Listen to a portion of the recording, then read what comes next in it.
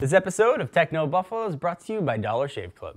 What's up, everyone? Welcome back to the episode of Ask the Buffaloes, the show where you can ask me, John Reitinger, any question you've got from the world of technology. You can ask me a personal question, ask me anything about Techno Buffalo, ask me why it burns when you pee, whatever it might be. I can try and make up an answer. Up this week, we're talking about iOS 8, Surface Pro 3 versus iPad, OS 10 Yosemite, don't pronounce it Yosemite, and next-gen Samsung phones. This is Ask the Buffalo. Start asking me questions.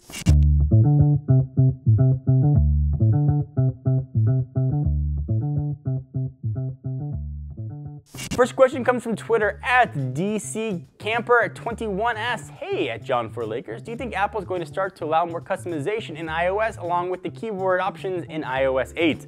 If they do, it's not going to be for another year. So we just saw iOS 8 and they did get a little more customized. Apple's been super locked down.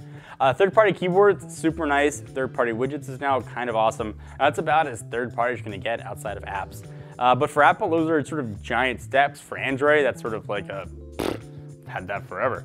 But they are opening up a little bit more. I think we're going to sort of see that open up maybe gradually in each iteration of the OS. Personally, I'm happy just to have third-party keyboards and widgets now. But whether they fully open up the OS, I doubt we'll ever see that. But like most things, baby steps. Our next question comes from at Yami613 who asked at John4Lakers, would you choose the Microsoft Surface Pro 3 over the iPad Air? So on first blush, it sounds like asking somebody, hey, John, what's better? This orange or this goldfish? They're two just very different things. The Surface Pro 3 kind of tries to be everything to everyone, tries to be a tablet and a full-fledged computer. If you saw our review of the Surface Pro 3, which we'll link kind of right down below and annotate on the screen right now, I loved the Surface Pro 3. And the Surface Pro 3, starting at about $800, only a few $100 more, than sort of a decently spec'd iPad Air. So if you're not fully ensconced in the Apple world, I could wholeheartedly recommend the Surface Pro 3.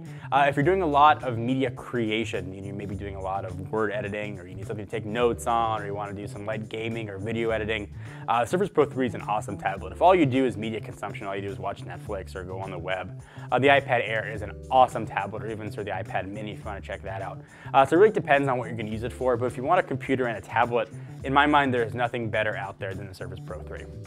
Next question comes from EddieOS42 asked at John4Lakers, what are you most excited about in Mac OS 10 Yosemite? That is super easy for me. I am so happy to be able to answer phone calls from my phone, and I know Google Talk kind of do that for a while, but I keep my headphones on all the time. They got an inline mic on it, and all the times I take my headphones off, answer the phone, be able to just do it on the computer will make life so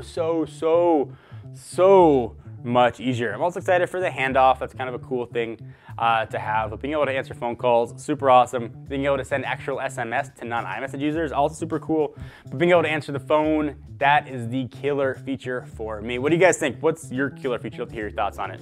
Leave it down here. I will read them. We can have conversations. We can chat about it.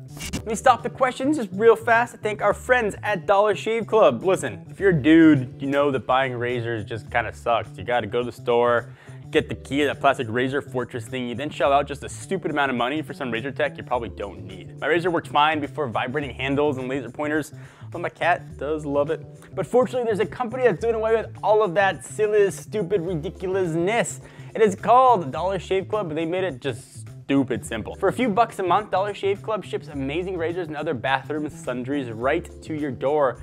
But don't worry, their blades are just as good as any other companies out there at a fraction of the price. So you get the same quality and you're saving money. We've also got Dr. Carver's Easy Shave Butter to make your shave even more buttery smooth. Shave time, shave money. Join now at dollarshaveclub.com/technobuffalo. Now back to the questions. Our next question comes from our old friend Yami613 who asked at John4Lakers, I think companies like Samsung put so many specs in a phone, it's hard to top up for the next release. What do you think? I think that's not true.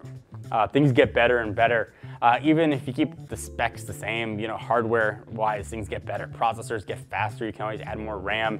You may not be able to always up the resolution of the screen or increase the battery size or that kind of thing, but you can always add more megapixels. You can always put in more power. And that sort of makes phones better. Operating systems need more power.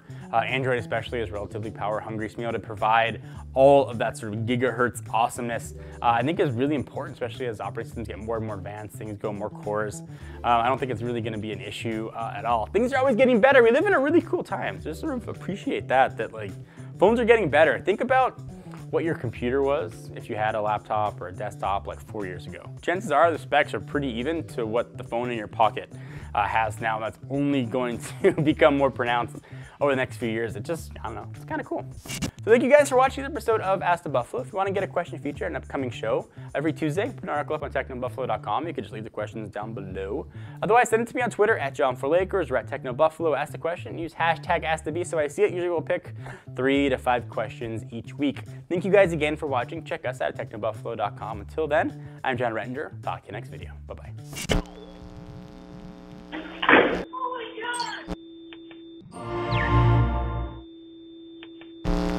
Thank you guys for watching. If you haven't yet, please subscribe. You'll be the first one to know whenever we upload new content. We've got new stuff coming every single day. We want to make sure you see what's new in the world of consumer electronics.